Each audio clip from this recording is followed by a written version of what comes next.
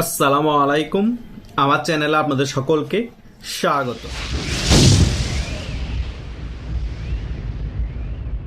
5 আগস্টের পরবর্তী সময় ডক্টর ইউনূস যখন অন্তর্বর্তীকালীন সরকারের প্রধান উপদেষ্টা হয়, আমরা তখন অনেকেই ভেবেছিলাম ডক্টর ইউনূস 5 বছরের আগে ক্ষমতা ছাড়ছে না, এবং ডক্টর ইউনূসের আশেপাশে যে সকল উপদেষ্টা মণ্ডলীয় ছিল তারা এমনভাবে একটা ন্যারেটিভ তৈরি করতে চেয়েছিল যে সাধারণ জনগণও ডক্টর ইউনূসকে 5 বছর ক্ষমতায় চায়, এবং জামাত ইসলামী এবং অন্যান্য ইসলামিক দল এনসিপি সহ সকলে কিন্তু ডক্টর ইউনূস 5 বছর থাকুক এগুলো বিভিন্ন গণমাধ্যমে টকশোতে গিয়েও প্রমোট করা শুরু করে দিয়েছিল।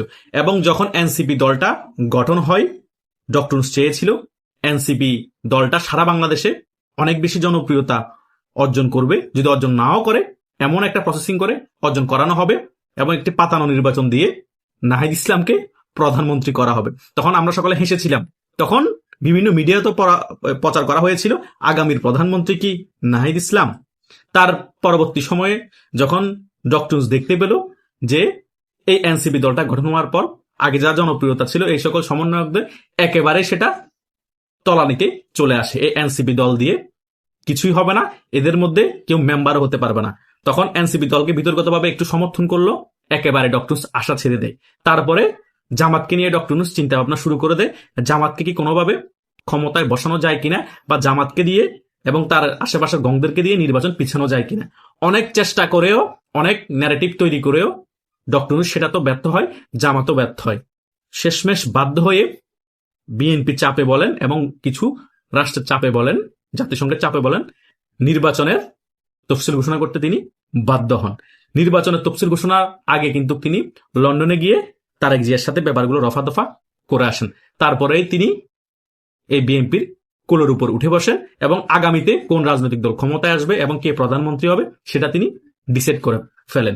এর পরবর্তী সময় এই বিগত 3-4 মাসে বাংলাদেশে যা কিছু ঘটে গিয়েছে সকল কিছুই কিন্তু তিনি বিএনপির ফেভারে কাজ করেছেন।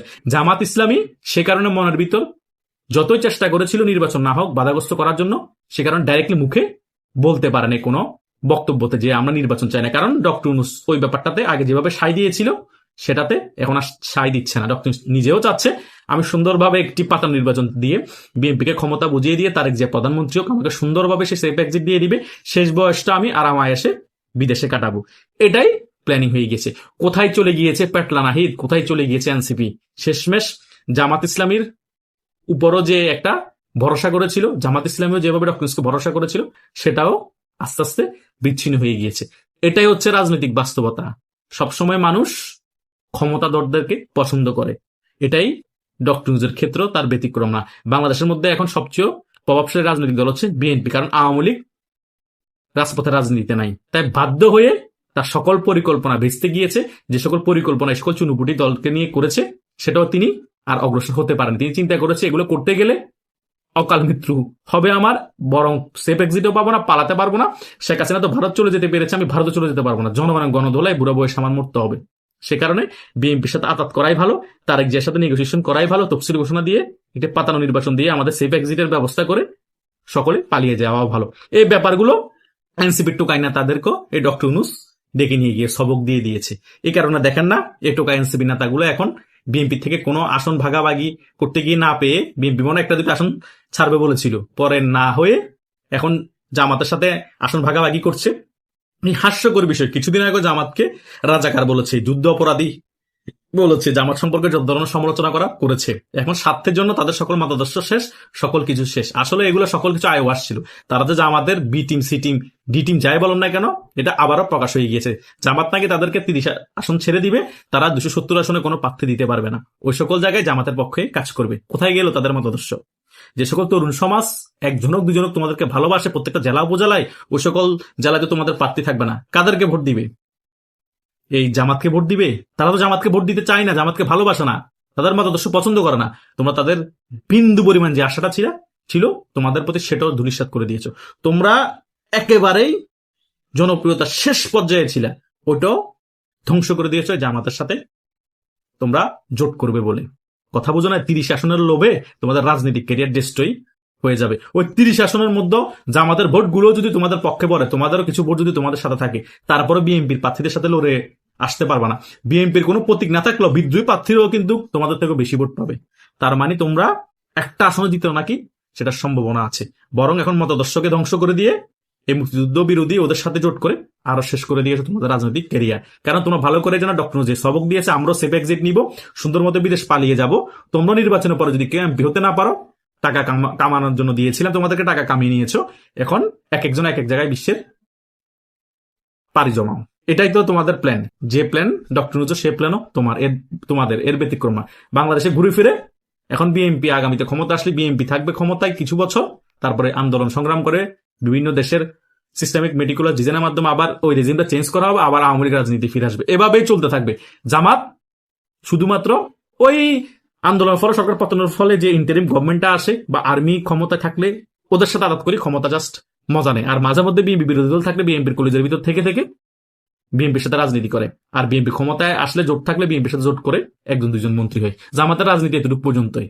তারা মিলিটেন্ট বাহিনী, তারা শুধু মুনাফিকি কাজ করবে আর বিভিন্ন জায়গায় হাদিয়ার নামে ডোনেশন কালেক্ট করে করে তাদের বিভিন্ন প্রতিষ্ঠান গড়ে তুলবে। মিলিটেন্ট বাহিনী যারা আছে তাদেরকে ব্রেনওয়াশ করে তাদের একটা সংগঠন চালাবে। তারা ক্ষমতায় আসার জন্য রাজনীতি করেও কখনো ক্ষমতায় আসতে পারবে না, কারণ তাদের রাজনীতিটা বাংলাদেশের জনগণের সাথে যায় না।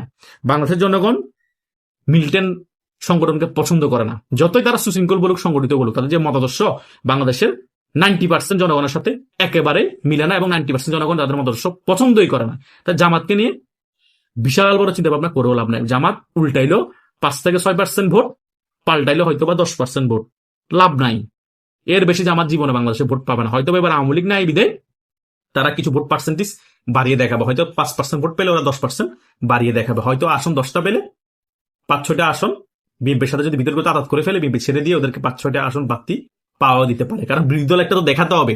এখন বিএনপি একাই যদি 290টা আসন পেয়ে যায় তাহলে তার নির্বাচন দরকার ছিল না। সেখানে হয়তো জামাতকে যেখানে 10টাতে জিতবে সেখানে আরো 10-15টা ছেড়েও দিতে পারে। 20টা আসন হয়তো জামাতকে দেখাবে তারা পাইছে, তারা এমপি। এভাবেই বাংলাদেশে আগামীতে নির্বাচনটা হবে, এভাবেই প্ল্যানিং চলছে। তাই ডক্টর ইউনূস টেকনিক্যালি ভাবে সকল কিছু আগে থেকে সেট করে রেখেছে।